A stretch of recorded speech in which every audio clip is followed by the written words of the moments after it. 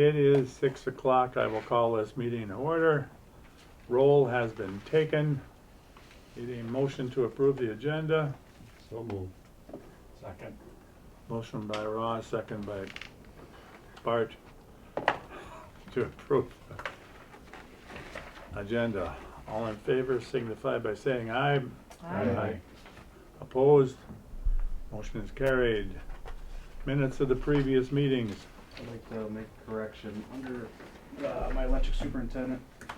For the outage on the eastern portion of the city, I'd like to have changed that it wasn't caused by glass loss. We had a blown fuse that caused the outage, and the backfeed from glass loss caused for a longer fix due to us trying to figure out where that backfeed was coming from. So glass loss was not the cause of that outage. A blown fuse was.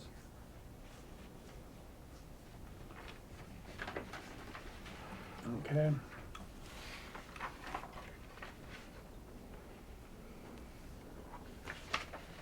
Any other additions? Need a motion to approve? So moved. Motion by Cheryl, second by Dick to approve the minutes of the previous meeting as With the change. with a change. Thank you. All in favor signify by saying aye. Aye. Opposed? Motion is carried. All right, moving on. Public appearances, let the record state no one is here for public appearances. So, monthly business, approve the vouchers and the checks. So moved. Second. Motion by Cheryl, second by Ross to approve the vouchers and the checks. Any questions? If not, all in favor of the motion signify by saying aye. Aye. Opposed? Motion is carried. Prior month income statement.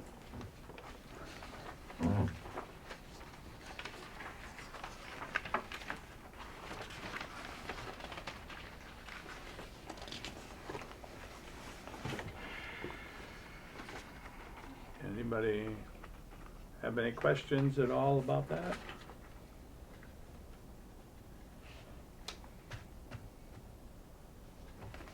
If not, council acts affecting the utility.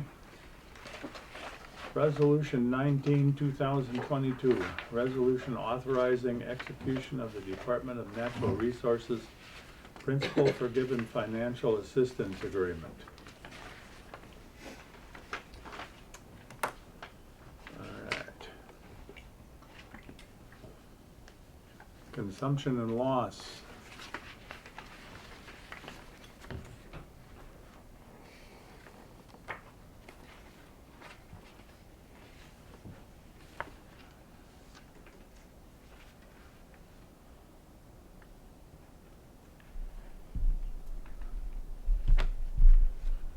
Anybody have any questions on that at all? Okay. If not, review of delinquent members, delinquent customers.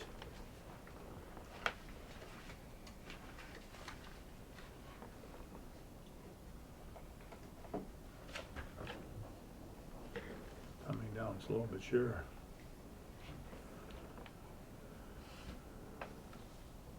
Anybody have any questions at all on that? Got any meters out, Nick? No. From what I was told, there's gonna be a significant amount this month that will be disconnecting, so hopefully we can put a hurting on those past due balances.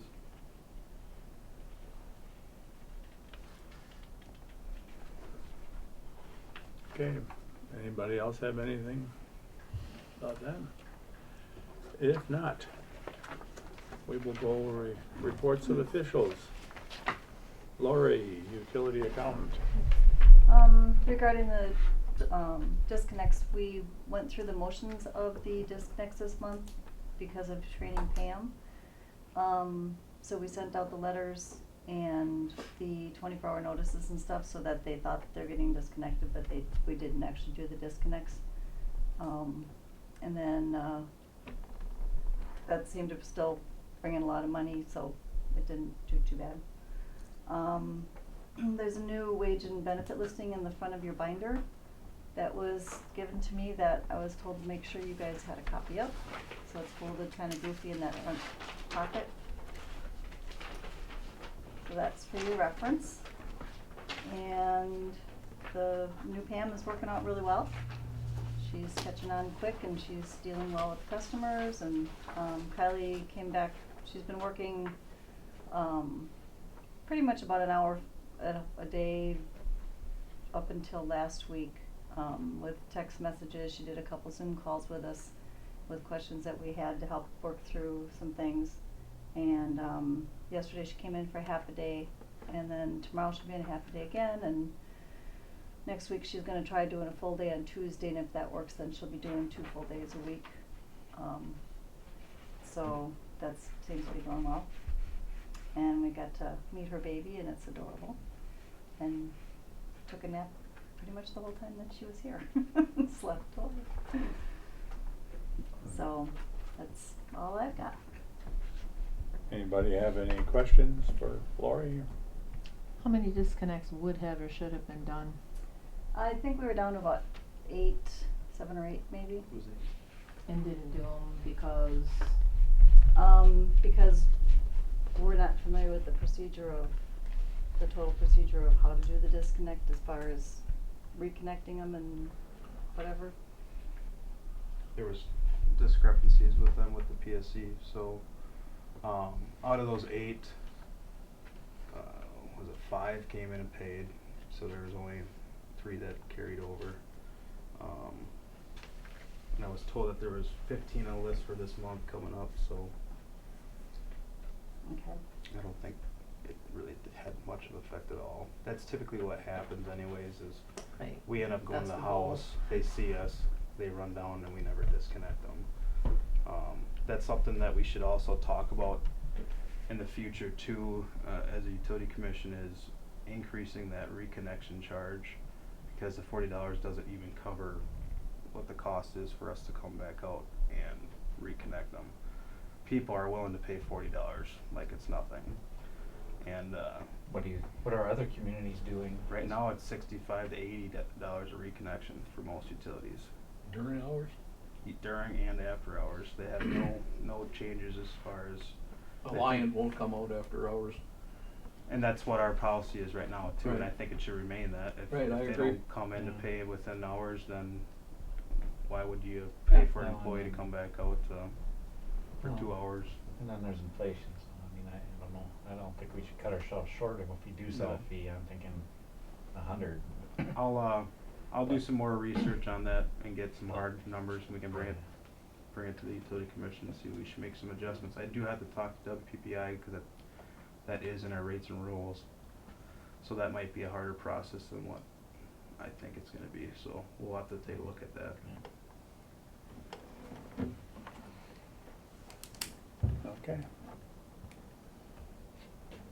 So, Nick, you're next. What- Yes, so like I stated last month, our summer help has started. His name is Mason Mosher. He is an excellent employee, hardworking young man that listens well, is grasping the knowledge quickly. I test his knowledge week to week, taking him in different situations since he has gone through the EPD program, and kid's a bright kid, so really enjoy the help that we have gotten from him, and very happy with the selection that we made. The ATC outage that I discussed last month was canceled due to rain and them not wanting to ruin Nails Brothers Field, so it's scheduled, well, I shouldn't say, it's temporarily up in the air right now, is when to be determined due to the harvest of the next crop for over there. So we are still waiting to hear back from ATC when that outage is going to take place. No customers will be affected by this other than me notifying Bullseye that there may be some voltage drop that they had, because last time that we did this transmission changeover, they are the furthest customer out. And with our system voltage, there seems to be enough line loss there where one of their machines is affected by that. So we're gonna keep them in contact with this. And if we have to do a tap change on their transformer to increase that voltage drop, we can do that. So, but the outage, from what I was told, even though it's an 8-hour outage, it's only gonna take 3 hours. So last time Bullseye didn't have a problem with it when I communicated with the cancel date. So there should be an issue there. We finished our new pole yard. You guys will see on the TV there.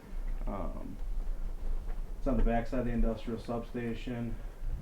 What it's going to be intended for is our new pole pile, so now we can get in and out without jockeying back and forth 15 times to get out of the yard here.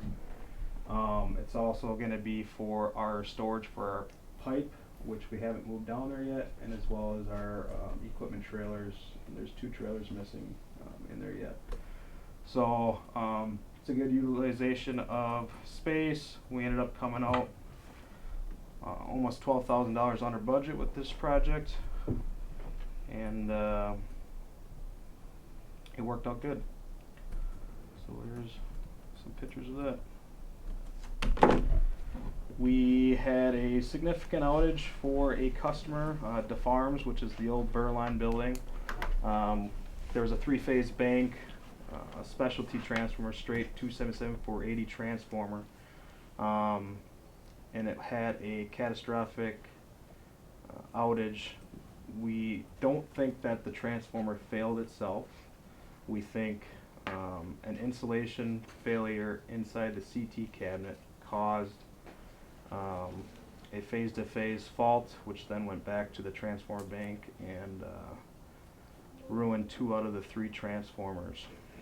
This put us in a big crisis, not only for the customer, because they had a lot to fix of their own equipment, but as well for us, that we didn't have a backup transformer for that setup.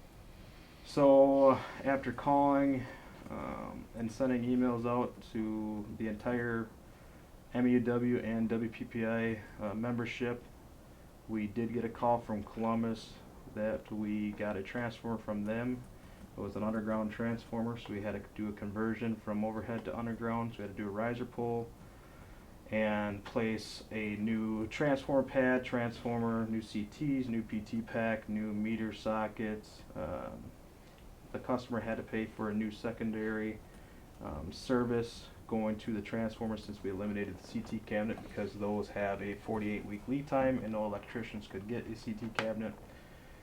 And on top of that, that transformer for replacement is $54,000 right now. Because of this, I also reached out to an additional 15 utilities and contacted Reedsburg Utilities, and they did a system voltage changeover.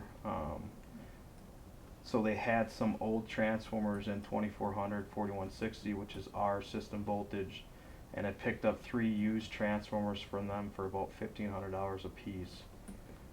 So we have 3 spare. They're not dual voltage, so they're not set up for our system conversion, which we don't know exactly when that's going to happen. I anticipate that's going to be 15, 20 years out. So these transformers will be suitable, but those are emergency transformers only. Those are not intended for going in for new services. It's basically just to keep me from having too many anxiety attacks from not having equipment and transformers here. That brought up another concern of mine with a situation like this. One of our backup situations for our larger customers, like our Clearview, our jail, places like that. We currently don't have a transformer for them, and one of those transformers is $154,000 a piece. So I'm looking into options to see what we can do to make sure that our customers are looked after as far as our utilities responsibilities. As long as I've been an employee here under the 2 other supervisors, we never did have transformers for them, which I don't know if that's really the right answer or the right call, I don't know. From calling all the other utilities, they always have a large enough transformer to cover all their customers. They always have the largest transformer to cover the jail, which is our largest customer. What is the age of those transformers? Well, their install date for the jail was, what's that, 2007? 2006? Oh, Or was it older than that? it was older than that. I'm trying to think. It would be the install date. They were Yeah. new as install dates. So Clearview is quite new. Jail is not old No, neither one of them are as very far old. as transformer age, but things happen Yeah. where we have an insulation Lightning failure in a lightning CT strike. cabinet and it blows up the transformer. So, with the day and age we're in right now, it's very difficult to justify the pricing, especially for a small utility in the budget that we have. So I'll be continuing to look at options for that. We wrecked out the remainder of Highland Street outside of the street lighting, so everything above the street lighting has been taken down, and they are ready for to be removed when the road project takes place, because there's going to be 3 poles that are in conflict with that road project. So as soon as we get the go-ahead from that contractor to have those poles removed, we will do that. The intention is to keep the street lighting up there as long as possible, so we will maintain that. And then East Oak, since that will be breaking that streetlight circuit, we will be temporary feeding those streetlights out of one of those transformers that's on that stretch. We're currently troubleshooting one meter.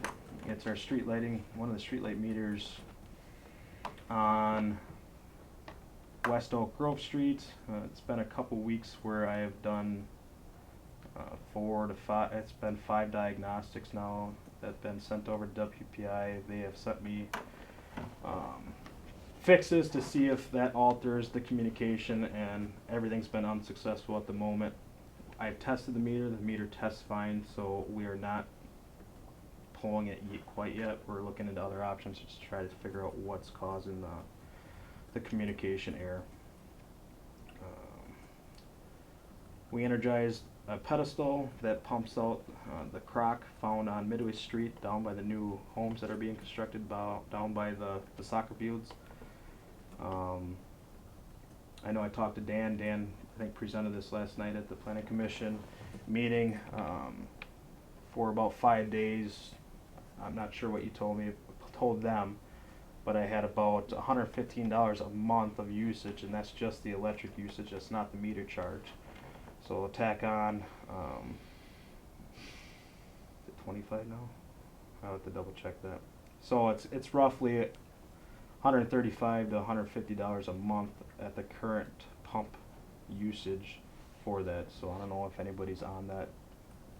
Just be aware that there's quite a bit of usage there. I know Scott was up there today ditching that, re-ditching the ditch that's up there, which to me, I helped him pump out that crock, and there was a lot of infiltration coming from that current ditch. So I'm thinking once that ditch is, give it a day or two now and see what effect that has on. So I'm tracking that usage for the Planning Commission, so they have that data.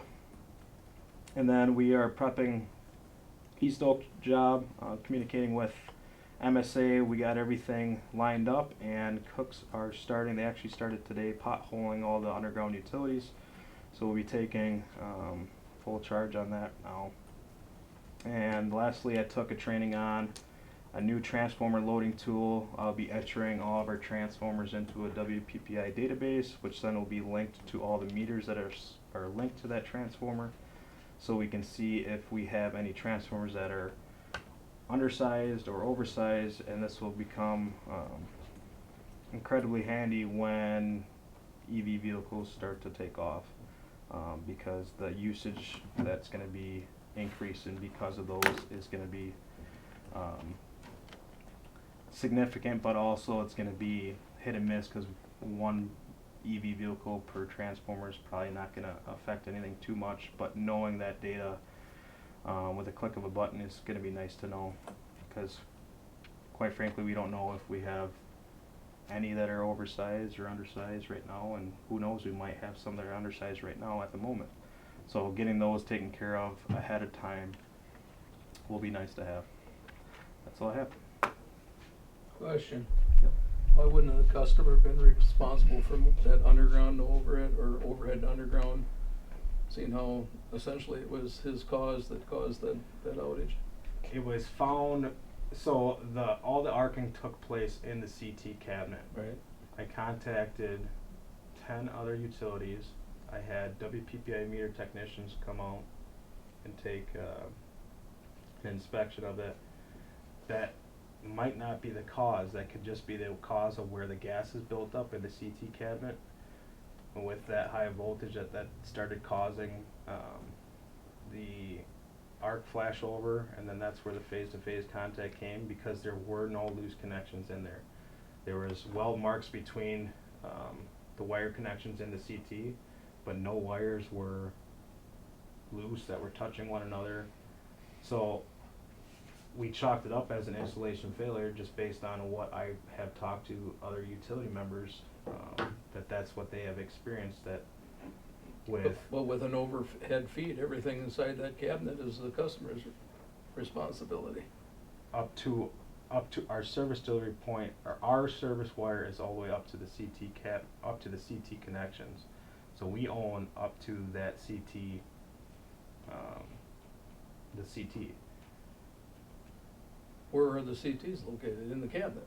In the cabinet, it's on the Well, side. the customer owns the riser above that cabinet, so he owns the piping. It was an overhead to underground, Okay. so we had an underground riser that was utility-owned wire. Okay. We had 125 feet of utility-owned So it wire. wasn't overhead all the way to the building? No, it was an overhead transformer bank that went to an underground service. Just seems like he's got a deal because you've had a history of a machine causing an outage on that bank. And we put a voltage analyzer on there for a week and a half, because I had suspicion that his cardboard compactor was causing it, and we had no issues with voltage. We have a really poor power factor up there, but that's because he's only using 15 kW, which is, my plan for that is to remove that transformer out there and put one of those used transformers out there, because I'm not willing to have a $54,000 transformer out there. Like I said, I knew the history of that, so yeah, we got a sizable, I mean, you left him off the hook for a CT cabinet, that's another $2,500, $3,000 that he would have had to foot the bill for. So I think we're pretty generous with only charging him for the secondary from the Well, pad into the. the customer into the still building. paid for the CT cabinet. Okay. So we never purchased the CT cabinet. The customer's responsible for purchasing the CT Right, cabinet. but now you're metered out by the transformer, Correct. so you don't have a CT No. cabinet, so he saved the price of the CT Right. cabinet too, so, yeah. Any new service, we do that now because it saves the utility money not owning that secondary services going all the way to the Mhm. building now. And we also take away any liability for the wire getting hit with a mislocate going Yeah, from the well, transformer. I don't disagree with that, but like I said, it just seemed like he. Oh, he you know, did. He's got a I mean, much better system now than what he ever had. Absolutely. Yeah. He was out for 4.5 days, so we worked as fast as we could No, with but, what we had. I mean, what you did looks good, I'm not arguing that, I'm just arguing about how the utility, especially with a customer that doesn't even cover our costs on a monthly basis the way it is having a three-phase system hooked up. You know, our transformer loss eats anything that we make off of that customer, so. Especially, I mean, we're looking, typical power factors close to 100. Yeah. We're at 65% power factor, Right. which is really bad. So. He didn't need that size of service if that's how he's gonna continue to operate, you know. And I'm continuing to look into that power factor, because that power factor only takes place because we had him turn off his step-down transformer that is his feed for the compactor, and Mhm. the power factor shot up to 100% as soon as he shut that down. So I'm also looking into, WPPI is also looking into it too, to see if there's any underwriting anywhere, 'cause some utilities have a underwriting, if the power factor drops below X amount, they are responsible for paying a fee Yeah. to cover those costs. So I'm looking into that as well. In Minnesota and North Dakota and South Dakota, yeah, and the fee's really high. So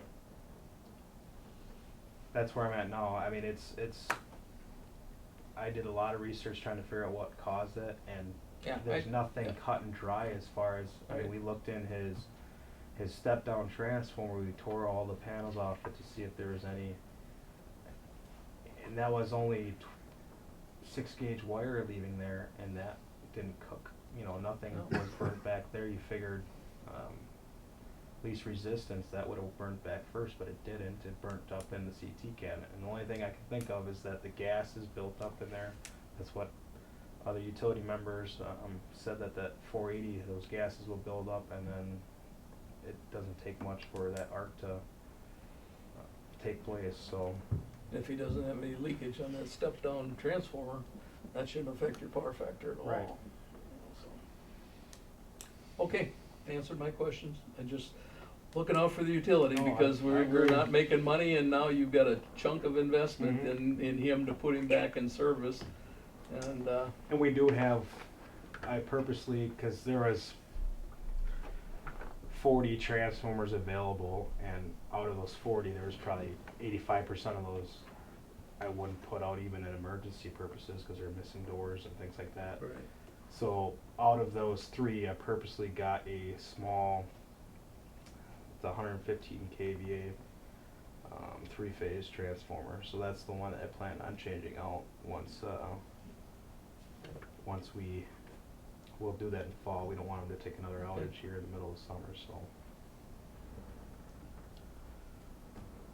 Thanks for your info. Okay, anybody else have anything for Nick? If not, Peggy. Okay, so I guess the first thing we need to do is review, discuss, and approve the 2021 CMAR so it can get forwarded to Common Council for a resolution number. I believe Peter said you all have a copy of it, correct? Yep. Right. So do you need to make a motion to do that then? Or does anyone have any questions, I guess? I don't even have a copy with me, but if you have questions, I could probably answer them. You guys got a 4.0, so I don't think there's been. Right, yeah, I don't think there's too much on there, cause I asked Peter, is there anything I need to know about, and he said, nope. Anybody have any questions on it? Yeah, he said everything looked really good, I don't think there was any deficiencies or anything in there, so. I think last year, the only discrepancy was that well here, which brought the grade down, but.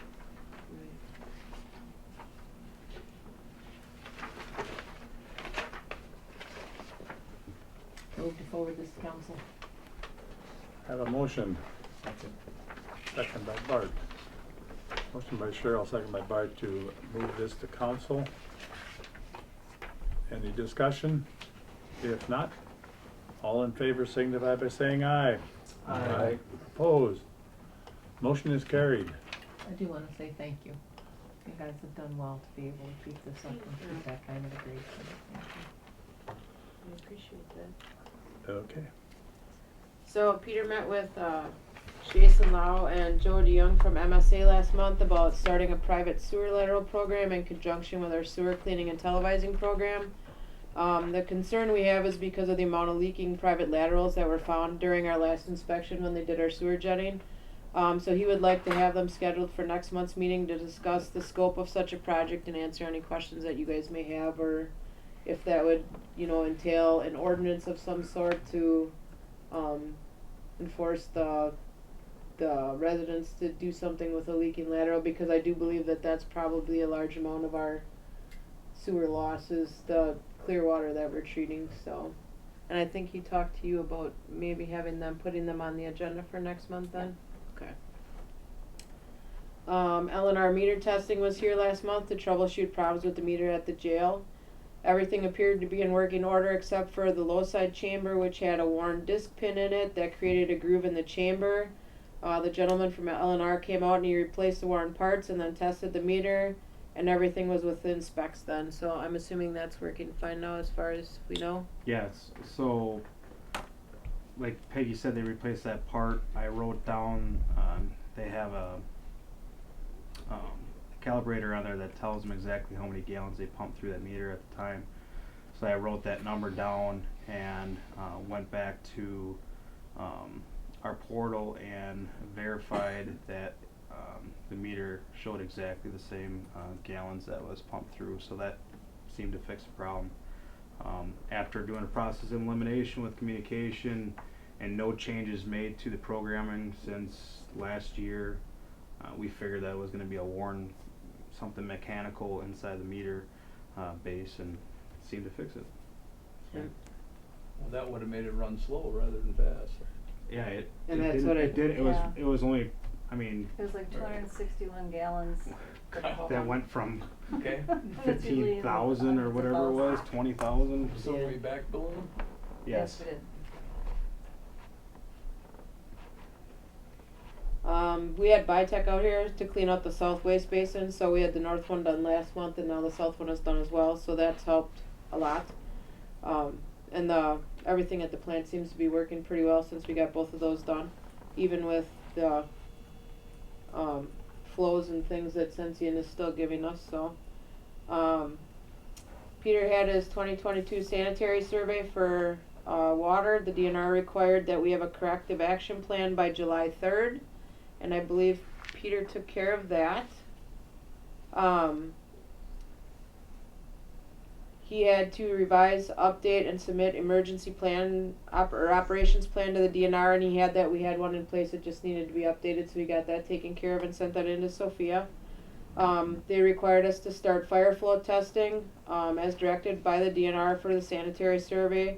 Alex and Brock actually spent a couple hours with Annie, one of the circuit riders from Wisconsin Rural Water, to learn the procedures, and that went really well. Alex said he actually learned a lot, and there's a spreadsheet that she gave them with all the calculations in to figure out the fire flow for each hydrant.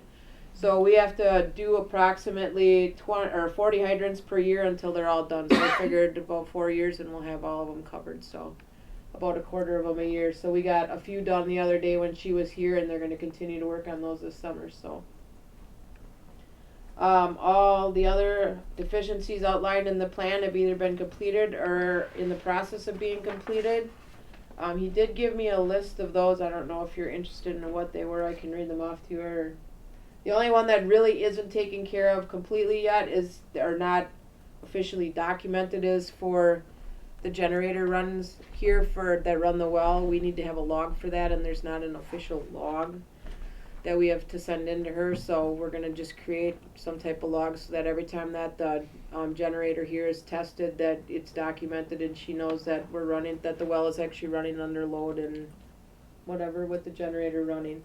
Other than that, it was just some small things. Sampling faucets weren't maybe the exact location that she wanted, so Peter fixed some of those. Obviously that emergency operations plan he updated. An air vacuum relief valve screen at well 2 wasn't in place. That's been since installed. A sump pump in the lower level of well 3 wasn't functioning properly. There was a breaker tripped and they fixed that while she was here. So a lot of things were small things that got taken care of while she was here within a few days of her being here. So the only real thing yet is the documentation that we're, when we're testing the generator, which isn't a big deal. And then I think he said he had one other form he had to get through yet. Oh, the fire flow testing. We have to just show her that we're, continuing to work on that. So other than that, it all went really well. Peter did reach out to me with that generator log. There is a screen on that generator that shows total run hours, and that generator runs every third Wednesday of the month. So we talked about just recording that number. Is there a number on the transfer switch too? Or There's not. It's just on.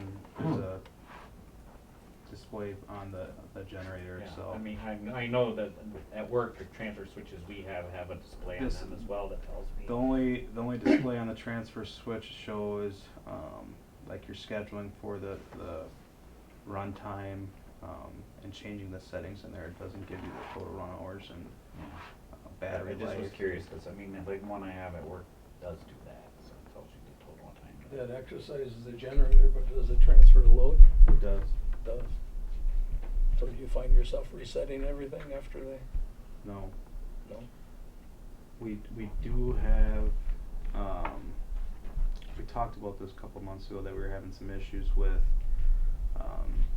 once it transfers back, that, or during the test cycle, if the well calls to run, something happens where the well's not communicating to turn on. So we're still in the process of trying to figure out who's the right person to call for that.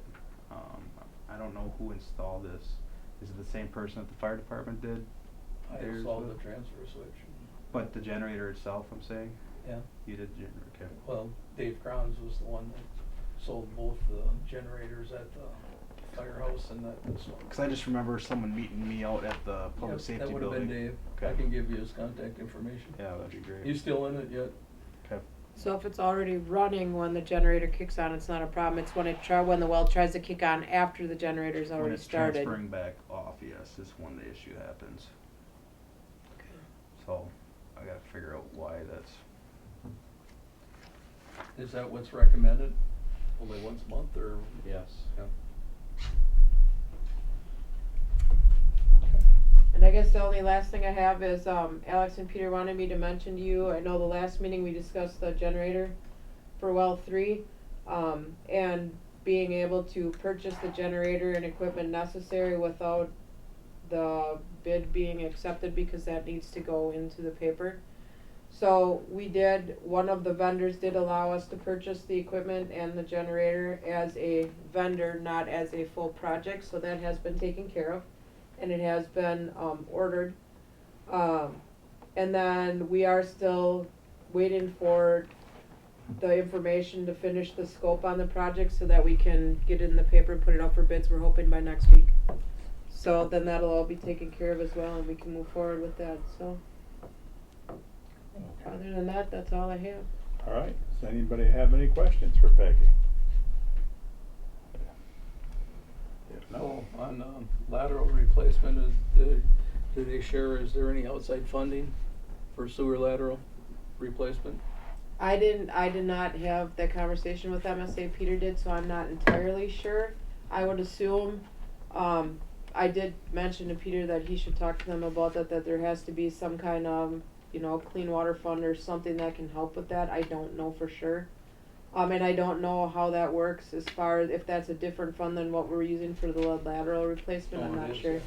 You know what I'm saying? I mean, I don't know if that falls Yep. into that same category or not. That might be different with it being, sewer and not water, you know what I'm saying? So, There's been a handful around town that've been replacing both while they have a contractor in place to do the water, they Right. do the sewer because they've had a history of problems with Right. clogged sewer laterals and, yeah, if we can promote that, by all means, we should be. right, Because, yeah, that's been evident for years that a good share of our infiltration is caused by the private laterals coming Right. from the street end, so. well, I don't know, one of the things Peter had mentioned, this week too, is that he's gonna be reaching out to a lot of those customers that have those lead laterals because a lot of them still have not gotten scheduled to get replaced. So I think we just need to either send another letter or contact them personally and just let them know that this isn't at their expense, that it's grant money.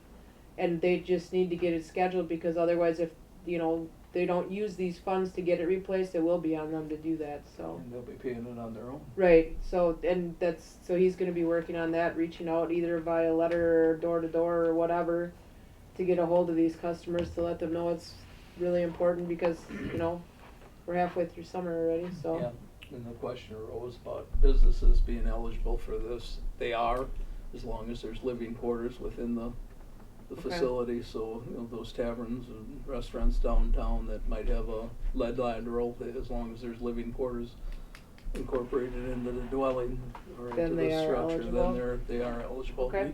couldn't good to change know. the wording because that was gonna murky the waters. Right. But, as long as there's living quarters Alright, involved yeah, I with it, can so mention that to him as sure. well, so he's aware of that, so. But yeah, I think sooner rather than later, we need to reach out to them and get, at least get them scheduled, because at least that way, we can get some kind of timeline before the end of the year and hopefully get the majority of them all done. I So, did get, 4 proposals this past few days from Beaver Plumbing for Okay, 4 good. more houses. Do we know how many remain? I don't offhand know. Under. I just know that they've been, they're in town Yeah. nonstop right now, and We've completed, I think, 7 or 8, and we have 3 more that, we've approved the proposals, and then these other 4. So we're up to, I don't know, 20, 25? out of, what was there, 60 some? I think there were 55 or 60, Mhm. something like that. So maybe a third of the way, but still. I'd say we're sitting way better than a lot of utilities right now. Granted, we comparably customer size wise, but still, there's utilities out there with 400 plus Right. lead laterals yet, so. I think the harder thing with this, like Mabel just had one contractor do all of them. They put it out on bids and did it that way. And this way, it's just, they have so many to choose from, and then you have to get bids from them, and I think it just makes it tougher that way, but it is what it is. At least it gives the customer that option, I guess, if they wanna go with someone else, so. Yeah. But- And you're not stressing the one contractor fighting weather delays and everything else too. Well, so.